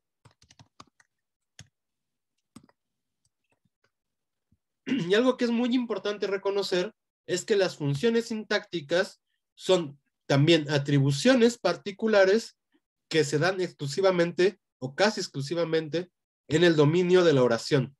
Y justamente lo que nos dice esa información funcional es cómo estas categorías desempeñan particularidades o formas particulares dentro de este ámbito oracional, donde, insisto, es el único espacio en el que existen estas funciones sintácticas y es, digamos, el contexto en el que van a aparecer. Y digamos entonces, por lo tanto, que sobre todo, mientras que la información categorial es propia de la construcción interna, la información funcional va a ser relativa, es decir, más bien, perdón, relacional. ¿A qué me refiero con relacional? Que justamente no concierne una estructura interna, sino que depende de qué cosas están funcionando de la mano con qué otras. Entonces, por ejemplo, si decimos que hay un sujeto, es un sujeto respecto de una oración. Si decimos que hay un objeto directo, es un objeto directo respecto de este verbo en particular. Y entonces justamente esta va a ser la información funcional, la manera en que vamos a poder relacionar esta información semántica. Esta información semántica va a requerir expresarse a través de estas funciones que van a tener categorías particulares. Y entonces por eso mismo tenemos que estar haciendo siempre referencia a ambas características. ¿Y cómo podemos observar esto? Pensemos, hay un sintagma nominal en común con todas estas oraciones. ¿Quién lo puede reconocer?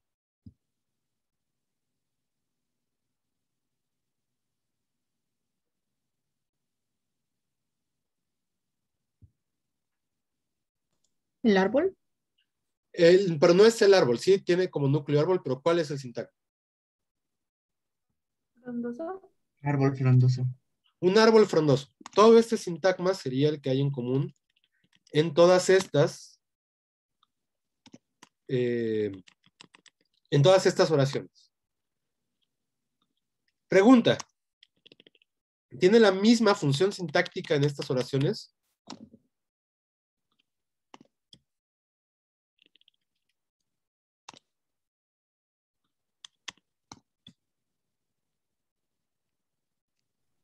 Sintáctica creo que sí.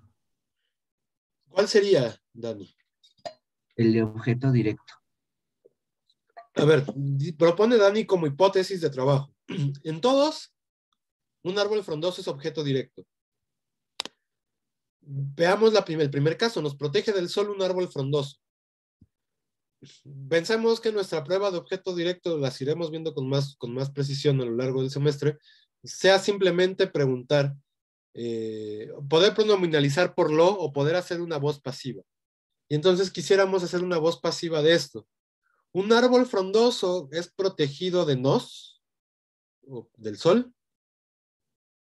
No, esa oración de hecho cuesta trabajo hacerla, ¿no? Justamente porque aquí empezamos ya a falsear la hipótesis de Dani. Esto no es un objeto directo, tiene otra función sintáctica. ¿Cuál es? ¿Sujeto? Sujeto. Aquí tenemos un sujeto. Pero fíjense, este sujeto sigue siendo un sintagma nominal que sigue siendo un árbol frondoso. Luego tenemos, Pedro vio un árbol frondoso en el horizonte. ¿Qué función sintáctica tendría aquí? Pensemos de nuevo en la prueba que aplicábamos con Dani. ¿Ahí sí podría ser un objeto directo? Exacto, sí. Este sí es un objeto directo. Entonces sí podríamos decir, un árbol frondoso fue visto en el horizonte por Pedro, ¿no? O se vio un árbol frondoso en el horizonte. En realidad esa es la verdadera voz pasiva del español, empieza a ser ese C, no tanto la otra, pero bueno, esa es otra discusión. Tenemos objeto directo, pero fíjense, sigue siendo un sintagma nominal. Y esto es justamente porque necesitamos las dos informaciones. Un sintagma nominal en función de objeto directo. Un sintagma nominal en función de sujeto. El mango es un árbol frondoso. ¿Qué función sintáctica es esta? ¿Un adjetivo? ¿Cómo, Ceci? Perdón.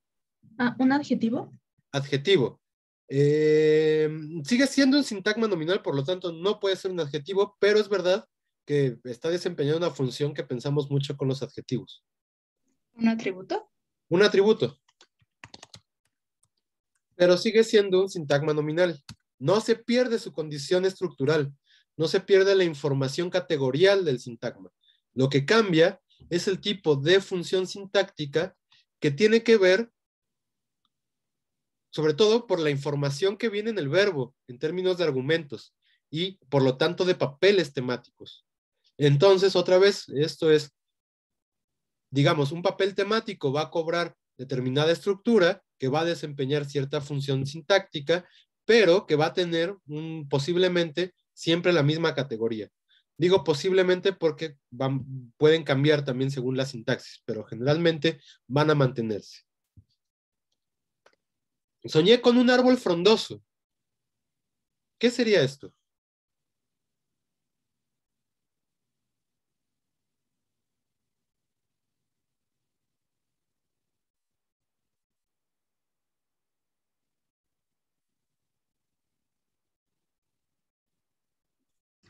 ¿Objeto directo, tal vez? Es un caso particular del objeto directo, efectivamente, pero no le llamamos objeto directo, le llamaremos, y se resumirá así, complemento de régimen prepositivo. No sé si habían escuchado de ese nombre. No, bueno. No. No se apuren, hay una clase dedicada específicamente al complemento de régimen prepositivo, solo es para que vean que existe esa categoría. Chin sigue siendo un sintagma nominal. Bueno, es un sintagma nominal, en este caso entre un sintagma prepositivo, ¿no? Justamente por eso se llama complemento de régimen prepositivo. Y finalmente nos reunimos bajo un árbol frondoso. Aquí otra vez tenemos un complemento prepositivo que en conjunto, ¿qué función sintáctica tiene? Digo, perdón, no un complemento prepositivo, un sintagma prepositivo.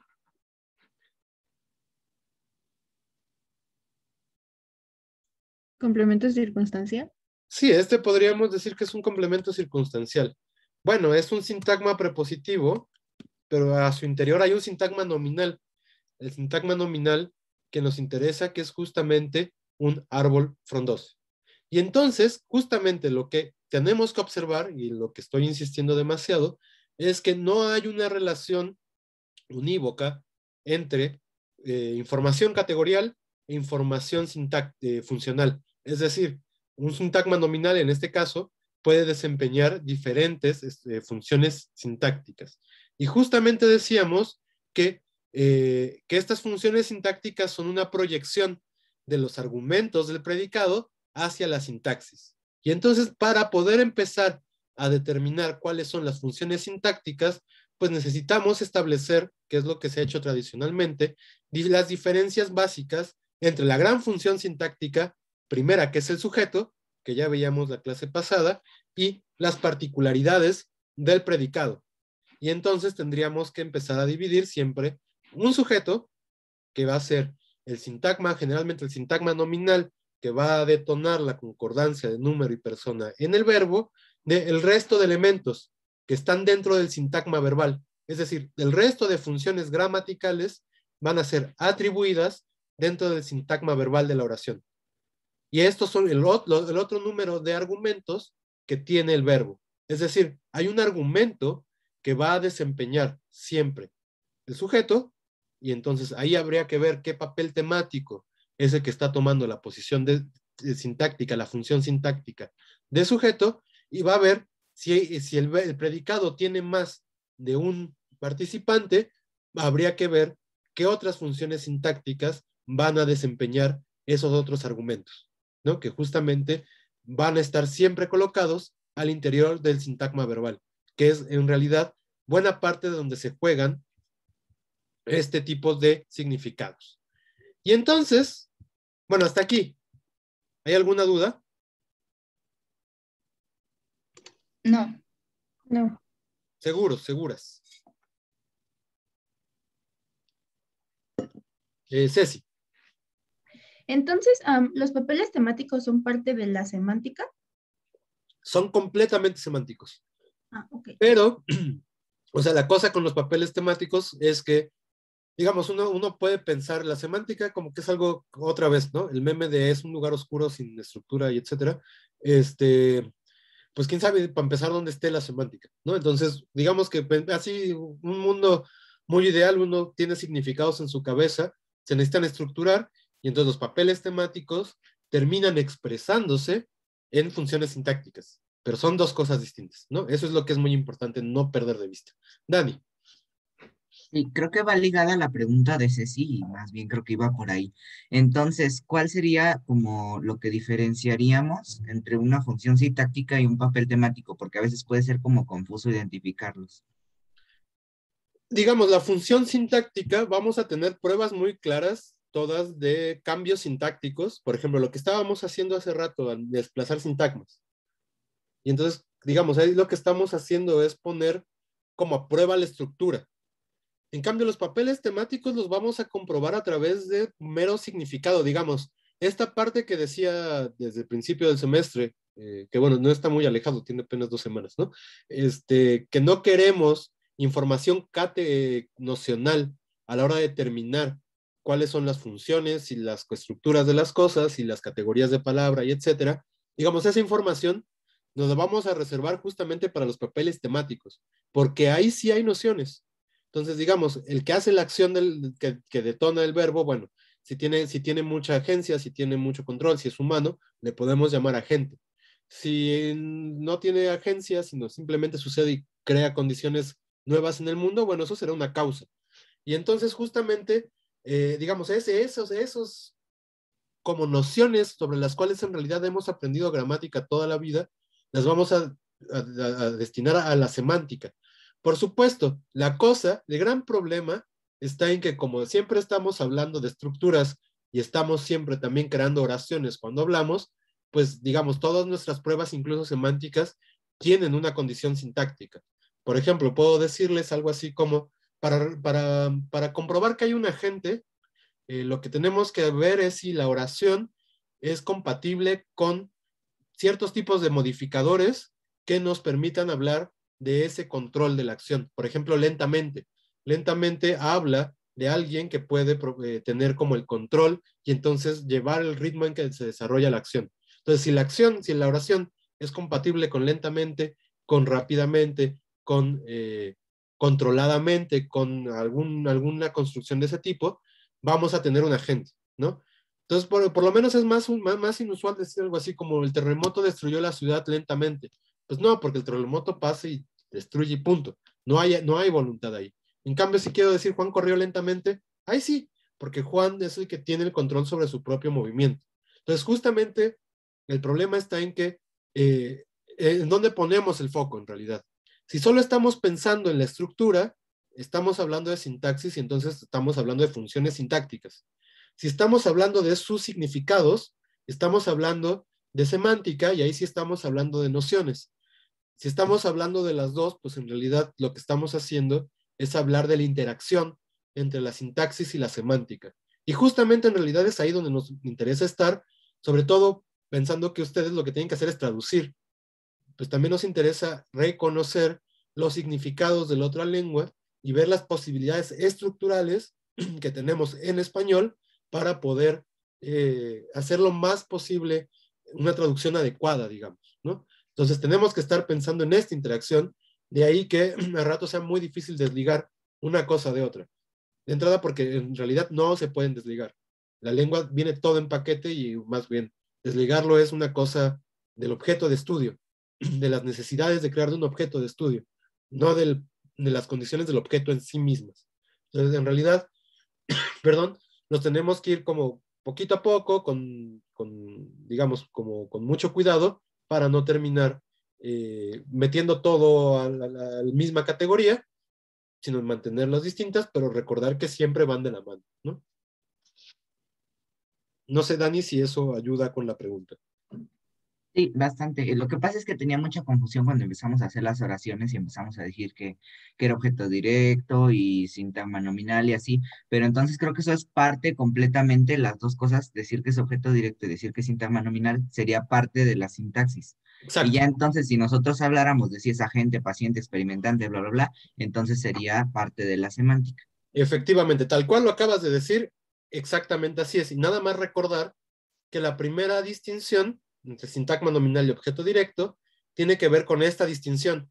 Por un lado es categorial, su condición de categoría, como por ejemplo sintagma nominal, y por otro lado es funcionalmente lo que sea, un objeto directo, un objeto indirecto, pero estas dos informaciones son propias de la sintaxis. Y en la semántica, pues ya nuestras categorías incluso pueden ser distintas. Podríamos hablar, por ejemplo, de cuantificadores, ¿no? Que, pues bueno, lo que hacen los cuantificadores es semánticamente contar cosas. Bueno, los cuantificadores pueden ser adjetivos, pueden ser adverbios, pueden ser sustantivos, pueden ser un montón de cosas. Eso ya sería otra vez sintáctico, ¿no? Entonces, digamos, incluso nuestros criterios de clasificación, pues cambiarán. Si estamos hablando de semántica, papeles temáticos, si estamos hablando de sintaxis, objetos directos, ¿no? Cosas que vamos a discutir. ¿Alguna otra duda hasta acá? No, Ok. todo bien. Entonces, bueno, ya se nos va a acabar la clase. Voy a empezar a adelantar lo que tenemos que haber visto hoy, pero que no hemos acabado, ¿no? No sé si alcancemos a ver. Hasta ahora hemos dicho que toda esta información, perdón, me quedé diciendo que había que distinguir entonces dos partes fundamentales de la sintaxis. La categoría de sujeto en términos sintácticos y el predicado también en términos sintácticos. Que el predicado en términos sintácticos, bueno, sí está relacionado con el predicado en términos semánticos, ¿no? Aquí el problema es que estamos usando la misma palabra para dos cosas distintas, pero digamos, lo que tenemos que hacer entonces es separar al sujeto y nos queda el predicado, que en términos sintácticos es básicamente un sintagma verbal. Y entonces, digamos, en español lo que requerimos es siempre un verbo para poder crear una oración. Y entonces, una oración, como le habíamos definido desde la clase pasada, pues va a ser un sintagma nominal más un sintagma verbal. Pero aquí, en este punto, vamos a encontrar un desfase importantísimo entre la sintaxis y la semántica. Y es que hemos dicho hasta ahora, pues los predicados en general, en términos semánticos, son expresiones que en sintaxis son verbos. Y entonces aquí nadie dudó, comer es un predicado, morir es un predicado, nadar es un predicado, dar es un predicado, en la medida que incluso tiene un control sobre sus argumentos. Y estos tienen una expresión sintáctica en el sintagma, como núcleo de sintagma verbal. Pero no todos los predicados son verbos o tienen la categoría de verbo en una lengua como el español, sino que podemos predicar sintagmas nominales, sintagmas adjetivales, incluso sintagmas prepositivos. Y entonces aquí hay un desfase muy grave entre sintaxis, bueno, no es grave, un desfase muy evidente entre sintaxis y semántica, y es que si en sintaxis estamos diciendo necesitamos un sintagma verbal para poder generar un predicado, entonces, ¿cómo hago para poder predicar un sintagma nominal de otro sintagma nominal? O un sintagma adjetival de otro sintagma adjetival? O un sintagma prepositivo de un sintagma prepositivo. ¿Cómo creen que pasa esto? Bueno, antes nada más decir que a estos les llamamos predicados no verbales, ¿no? Claramente.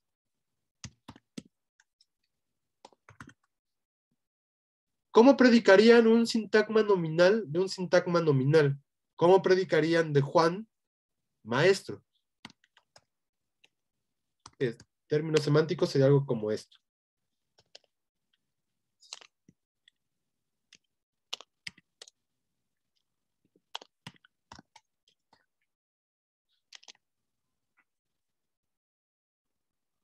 Dani. Bueno, en ese caso a mí me gustaría pensar en unirlos con un artículo, no sé, digamos Juan el maestro. Esa sería una forma, efectivamente, Juan el maestro, y habría efectivamente una predicación no verbal. Esto al final le terminaríamos llamando predicativo. Pero digamos que lo que nos interesa es ponerlo en una oración. ¿Cómo le haríamos?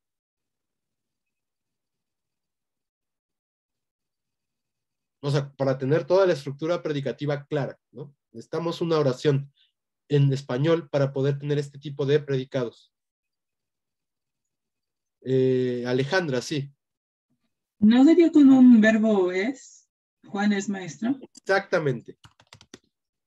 Juan es maestro. Y entonces aquí sí estaríamos generando una oración en donde se predica de Juan, que es maestro. Lo mismo si queremos predicar Juan y altura. Aquí podemos tener una diferencia. Juan es alto, Juan está alto. Bueno, eso segundo no sé qué tanto lo diríamos, pero es probable que pudiéramos decirlo. O incluso podemos decir, podemos de predicar de Juan su existencia en relación a un espacio. Y entonces podríamos decir, Juan está en México. Y fíjense, los verbos que aparecen, ese es y ese está. Esto no es, digamos, como baladí, ¿no? A estos verbos les vamos a llamar verbos copulativos. Los verbos copulativos, bueno, en español tenemos claramente 3 verbos copulativos. Uno es ser, otro es estar y otro es parecer. El que tiene menos información de todos es ser. Ser, o sea, tenemos que pasar casi a ontología para poder definir este verbo. O sea, necesitamos una abstracción filosófica de tal nivel para poder decir qué es ser. Por supuesto, digo, no es que la lingüística no nos importe la filosofía, pero en este punto no nos importa tanto, ¿no? Y entonces lo que podemos observar es que ser, no sé, creo que fue Salvador, que en la clase pasada decía que había pronombres dummy, ¿no? Es decir, pronombres sin referencia absoluta de ninguna cosa, que simplemente servían para completar funciones sintácticas que necesitábamos como sujeto, ¿no? Entonces, bueno, it en inglés puede ser ese tipo de pronombre. Bueno, digamos que ser es un verbo dummy, ¿no? En realidad lo necesitamos porque solo los verbos pueden expresar en español la flexión que tiene que ver con tiempo, modo y aspecto. Y entonces, pues como necesitamos un verbo además para crear una oración, pues justamente este verbo, cuando queremos predicar algo de alguien que no sea un verbo, va a aparecer justamente para decirnos, digamos que lo que hace es decir, no te apures sustantivo, si tú no puedes decir cuándo, dónde, de qué modo, si ya acabó la acción, si es real o es irreal, etcétera, yo desempeño esa función, tú no te agüites, ¿no? Y entonces aparece el verbo ser y nos carga semánticamente y funcionalmente de esas expresiones que solo son pertinentes para el verbo. Y entonces justamente, digamos, ser lo que no tiene es significado. Es un verbo que está blanqueado de significado. Hay una diferencia con estar. Y la diferencia entre ser y estar es de aspecto.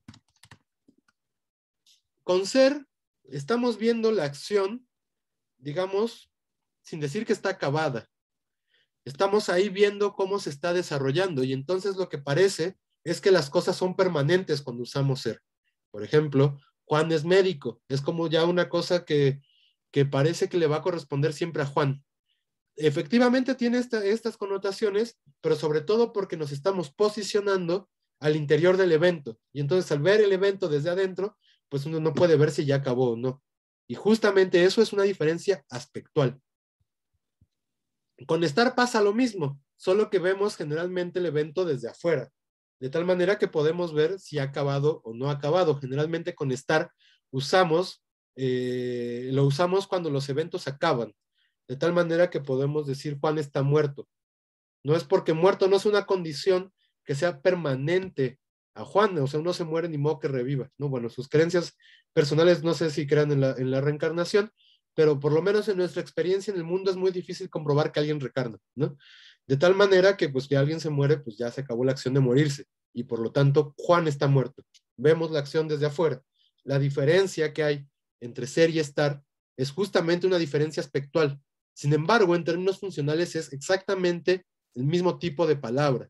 Es decir, son verbos que nos ayudan a correlacionar en términos eracionales cuando tenemos predicados que no tienen una expresión en la clase de palabra verbal. Es decir, que no pueden cargar con la información de tiempo, modo y aspecto que requiere toda oración. Y entonces también sería un verbo dumi. Esta diferencia, ¿queda claro?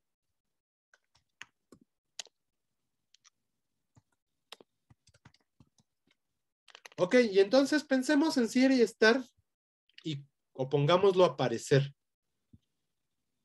¿Qué diferencia habría entre ser y estar por un lado y parecer por el otro?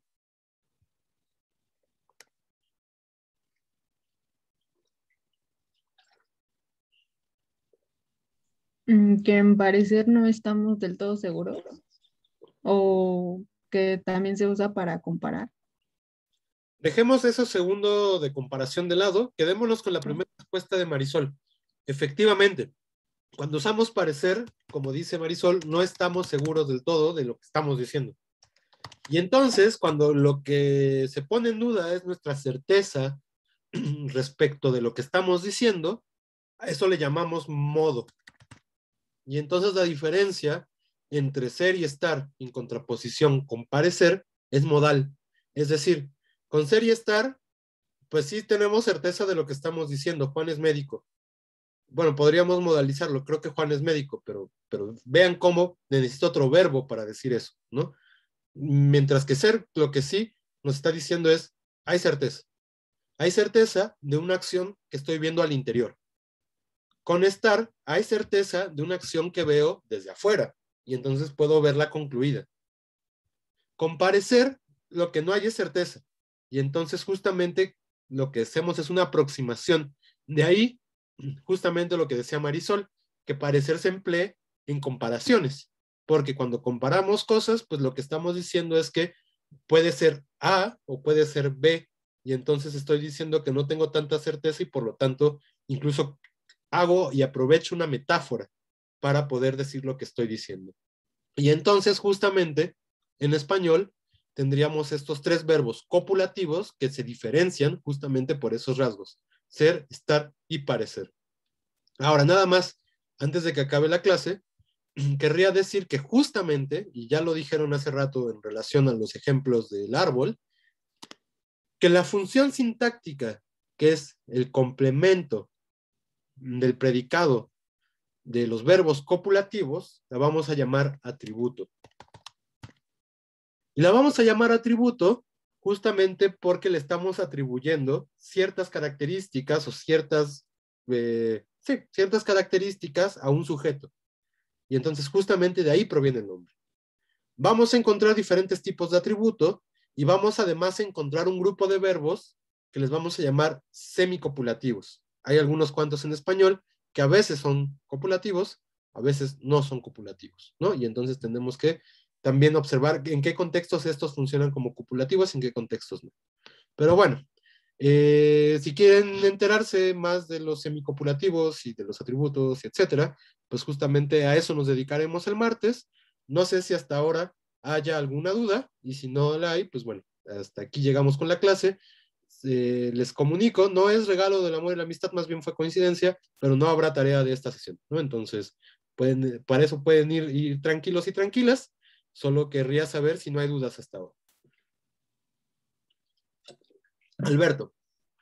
Bueno, yo tenía una duda así, nada más rápida. La definición de verbos copulativos, ¿cuál sería entonces? Es que eso como que no me quedó tan claro. Ok, un verbo copulativo sería un verbo que ayuda, o sea, simplemente establece o ayuda a establecer relaciones entre un sujeto y un predicado no verbal.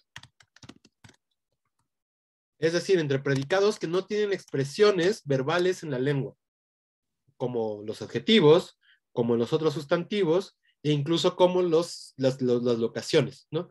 para poder predicar cosas de ellos, es necesario un verbo, porque la oración lo requiere. Y entonces, estos van a ser los verbos copulativos, ¿no? La ayudan, son verbos que ayudan a establecer relaciones entre un sujeto y un predicado no verbal. Y entonces habría que después decir, bueno, y en español tenemos 3 verbos copulativos, que es ser, estar y parecer.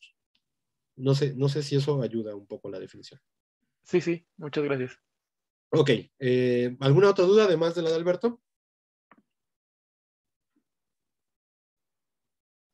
No, por el momento, bueno, ya no.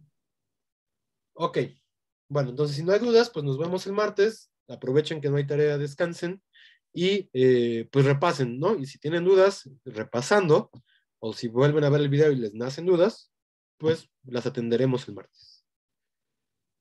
¿Vale? Que estén muy bien, que tengan buen fin de semana y nos vemos el martes. Gracias, profe. Hasta luego. Que tengas un buen día. Bonito día. Hasta luego, buena tarde.